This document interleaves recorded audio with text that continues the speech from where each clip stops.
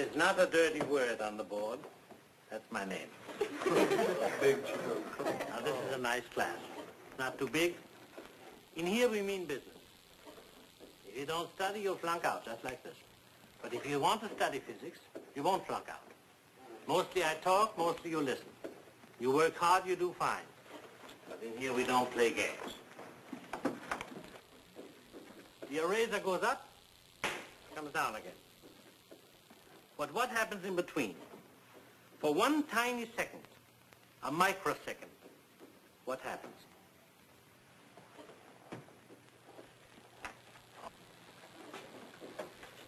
All right? I'll do it again. Big joke. Good. Somebody at least made an observation.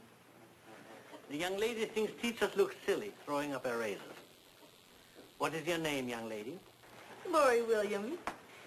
Well, Laurie Williams, at least you have expressed an opinion. Now, what does the eraser do before it starts to fall? Yes? I think it hesitates, sir. Right, good. That's what I want you to see. Now, why did it hesitate? I don't know, sir. Anybody? Anybody knows why? All right. The reason why it hesitates is that for one small moment, the force that was moving it upward is exactly equal to the force of gravity. That's why it hesitated before it starts to fall. You've never heard of this? You have a lot to learn. Today I earned my salary. And that is as it should be, for there's a great deal of honor and responsibility in the teaching profession. A burden, if you will, that all teachers must carry with them. The school board has been very pleased with the exceptional record that we've had here at Jefferson High. Never before has there been even a breath of scandal. And not to mar that record, and not to have to bring this before the board, I personally would prefer a dignified resignation. For these reasons, Mr. Kronstadt, I, representing the school board, and Mrs. Williams, feel that you should make an account of yourself. What do you mean, Mr. Morton, an account? About what you said to Laurie Williams.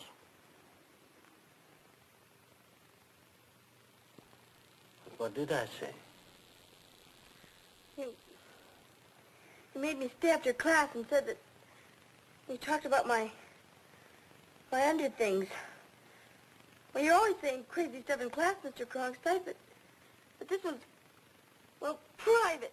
She cried all morning, Mr. Morton. Everybody in town knew something like this would happen. Everyone knows what a queer one he is with his funny talking and that smart-alecky smile of his.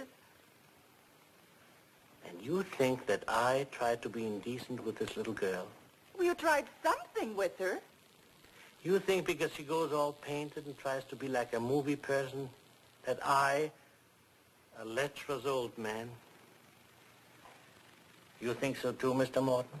I haven't heard your explanation yet, Mr. Kronstadt. I'm willing to be fair. Fair? Oh, sure. This is why you called all this, without even bothering to ask me privately what I said to this child. You look at Emil Kronstadt and you say to yourself, now there's a funny-looking Hungarian fellow. And I'm sure he makes indecent remarks to little high school girls because he talks funny and he flunks out his lazy students. And you say to yourself, oh, we must see that our little girls do not get mistreated. So naturally you decide to have a little trial. Only you don't have the decency to tell Emil Kronstadt what he's accused of. You have it all figured out in your own mind what I've done to all you good people. That's nice. All right, you've had your nice little trial. And I'm guilty. I said bad things to Laurie here. All you have to do is pass the sentence, and then it's all finished. No, there's no need to take it that way, Mr. Kronstadt. Aren't you being overexcited? Overexcited? Maybe. But with just this kind of a little trial, I lost my brother. You see, he didn't know what he was accused of either. But in the Hungarian People's Republic, they don't waste time with that. They shot him, though. Very efficient. Mr. Kronstadt, Mr. Morton, there's no need to fire me. I'll leave. You've been letting me for a long time now, but I'm not welcome here. No, wait, please. Sit down. Please, Mrs. Whitman. I wish you would sit down. You've made me thoroughly ashamed of myself. Sit down, if only for a few moments. Thank you, Mr. Kronstadt. Laurie, Laurie? Yes. Yes, what? Yes, Miss Dodd. Laurie, what exactly did Mr. Kronstadt say to you?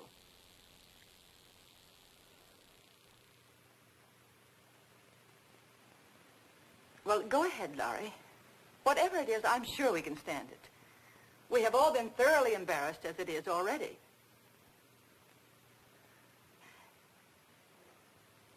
Now, Mrs. Williams, do you think you can make her repeat it? Well, I don't know exactly if she should. You don't exactly know. You mean it's all right for her to run home from school and fill your head with some kind of a story and to get the whole school buzzing about it?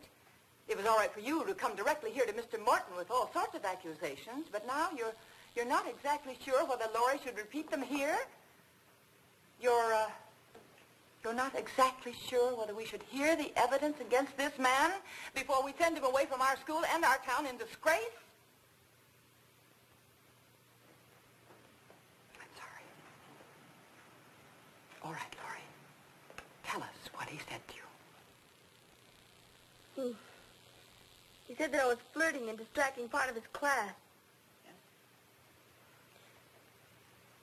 He said that a girl my age shouldn't be so forward. That I shouldn't wear falsies. Falsies? Yes.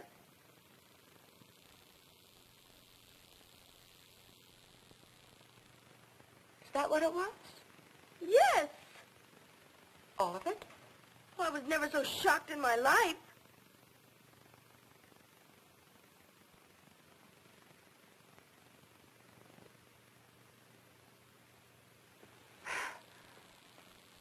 I'll bet. Well, Laurie, do you wear them?